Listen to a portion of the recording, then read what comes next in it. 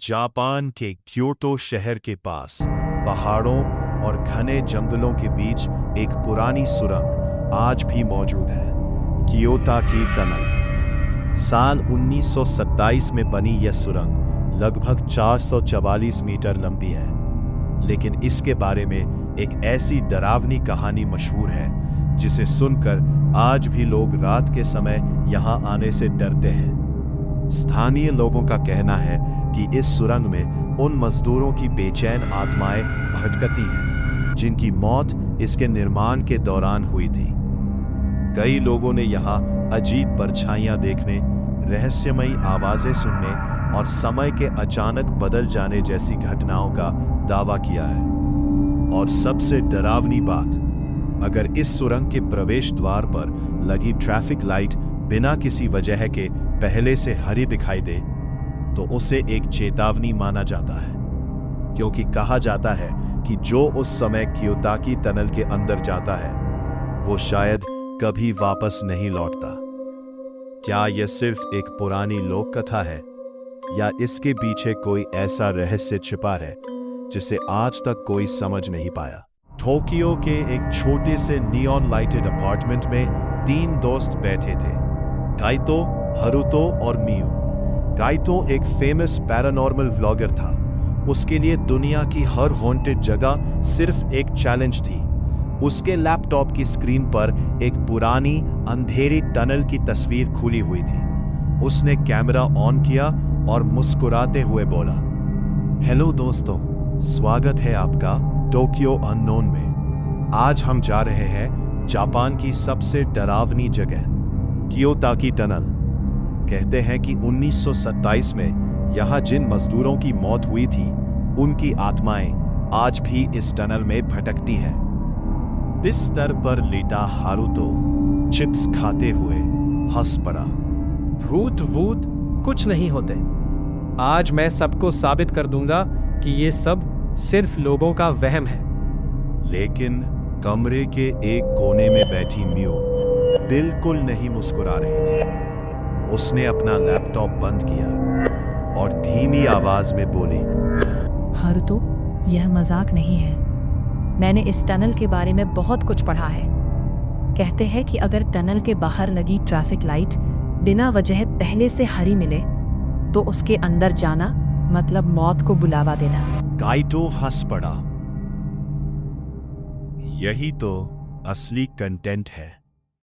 मियू ने उन्हें रोकने की बहुत कोशिश की, लेकिन कुछ ही देर बाद तीनों क्योटो के पहाड़ों की ओर निकल चुके थे। रात के लगभग 2 बजे थे। तेज बारिश हो रही थी। आसमान में बिजली बार बार चमक रही थी। हारुतो गाड़ी चला रहा था, काइटो कैमरे से व्लॉग रिकॉर्ड कर रहा था और मियू पीछे की सीट पर खामोशी से बाहर देख रही थी। अचानक गाड़ी धीरे धीरे रुक गई। उनके सामने थी कियोताकी टनल। पुरानी पत्थर की दीवारें, अंधेरे से भरा विशाल मोह और उसके ऊपर लगी एक अकेली ट्रैफिक लाइट। लाइट लाल थी, लेकिन अगले ही पल बिना पीले हुए सीधे हरी हो गई। तीनों कुछ पल के लिए बिल्कुल चुप हो गए, मानो टनल उनका इंतजार कर रही हो। मियू डर से कांप उठी। नहीं, यही वो संकेत है। प्लीज अंदर मत जाओ। लेकिन काइटो ने कैमरा टनल की ओर घुमाया। दोस्तों, अब शुरू होगा असली रोमांच। हारुतो ने एक्सेलरेटर दबा दिया। जैसे ही गाड़ी टनल के अंदर पहुंची, सब कुछ बदल गया। बारिश की आवाज गायब हो गई। हवा भी जैसे थम गई। सिर्फ इंजन की हल्की गूंज और हेडलाइट्स के सामने फैला घना कोहरा। 1 मिनट, 2 मिनट, 5 मिनट, लेकिन टनल खत्म ही नहीं हो रही थी। हारुतो ने स्पीडोमीटर देखा, फिर घड़ी। उसके चेहरे की हंसी गायब हो चुकी थी। असंभव, यह टनल सिर्फ 444 मीटर लंबी है। फिर हम इतने समय से चल कैसे रहे हैं? उसी समय ठप्पो, मियू चीख पड़ी। पीछे के शीशे पर कोहरे के बीच एक छोटे बच्चे के हाथ का निशान उभर आया था। फिर एक और, फिर एक और। कुछ ही सेकंड में पूरी गाड़ी की खिड़कियां हाथों के निशानों से भर गईं। अचानक गाड़ी की सारी लाइटें टिमटिमाने लगी। रेडियो अपने आप चालू हो गया। पहले सिर्फ खरखराहट, फिर रोने की आवाजें, बच्चों की हंसी और सैकड़ों लोगों की धीमी फुसफुसाहट। हारुतो ने ब्रेक लगाया, गाड़ी नहीं रुकी। उसने स्टीयरिंग घुमाया, लेकिन गाड़ी सीधी चलती रही। अचानक हारुतो दर्द से चीख उठा। काइटो, कोई मेरा पैर पकड़ रहा है। उसने नीचे देखा। अंधेरे में कुछ था जो उसे अपनी ओर खींच रहा था।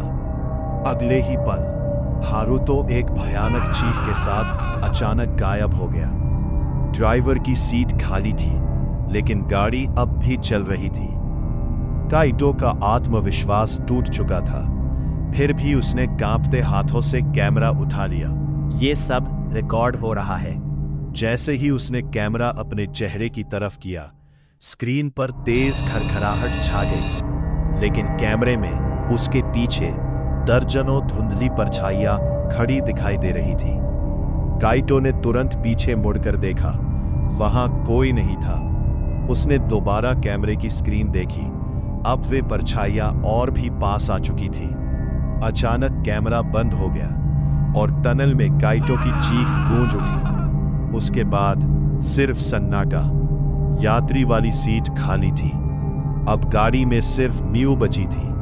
चारों तरफ शीशों पर हाथों के निशान उभर रहे थे, जैसे कोई बाहर से नहीं अंदर आना चाहता हो। मियू ने हिम्मत करके पीछे का दरवाजा खोला और पूरी ताकत से भागने लगी। टनल खत्म होने का नाम ही नहीं ले रही थी। दीवारों पर हर जगह लाल रंग से सिर्फ एक ही संख्या ली है, 444। पीछे से हजारों आवाजें गूंज रही थी। हमें छोड़कर मत जाओ, यहीं रुक जाओ। मियू बिना पीछे देखे भागती रही। उसकी सांसें टूट रही थी। तभी उसे दूर एक हल्की सी रोशनी दिखाई दी। वो पूरी ताकत से उसकी ओर दौड़ी और टनल से बाहर निकलते ही जमीन पर गिर पड़ी। सुबह की पहली किरण उसके चेहरे पर पड़ी। चारों तरफ शांति थी, मानो रात में कुछ हुआ ही न हो। मियू ने धीरे से पीछे मुड़कर देखा। टनल बिल्कुल खाली थी। तभी उसकी नजर जमीन पर पड़े काइटो के कैमरे पर गई। रिकॉर्डिंग अब भी चल रही थी। उसने कांपते हाथों से कैमरा उठाया और स्क्रीन ऑन की। वीडियो में वही टनल दिखाई दे रही थी, लेकिन अचानक कोहरे के बीच काइटो और हारुतो खड़े थे। दोनों बिल्कुल शांत, दोनों सीधे कैमरे की ओर देख रहे थे और धीरे धीरे उनके चेहरों पर एक अजीब मुस्कान फैलने लगी। मियू की सांसें थम गई। उसी समय उसके मोबाइल पर एक नोटिफिकेशन आया, Tokyo unknown uploaded a new video. Miyu के हाथ कांपने लगे। चैनल तो काइटो का था, लेकिन काइटो तो मर चुका था। उसने डरते डरते नोटिफिकेशन खोला। स्क्रीन पर सिर्फ एक ही लाइन लिखी थी, सी यू इनसाइड द टनल। अगले ही पल मोबाइल की स्क्रीन पूरी तरह काली हो गई और एक धीमी डरावनी फुसफुसाहट सुनाई दी, अब तुम्हारी बारी है। उस दिन के बाद से जापान में एक बात आज भी कही जाती है, अगर कियोताकी टनल के बाहर ट्रैफिक लाइट बिना वजह पहले से हरी मिले तो कभी भी उस टनल के अंदर मत जाना, क्योंकि कियोताकी टनल किसी को भी अपने अंदर से वापस आने नहीं देती।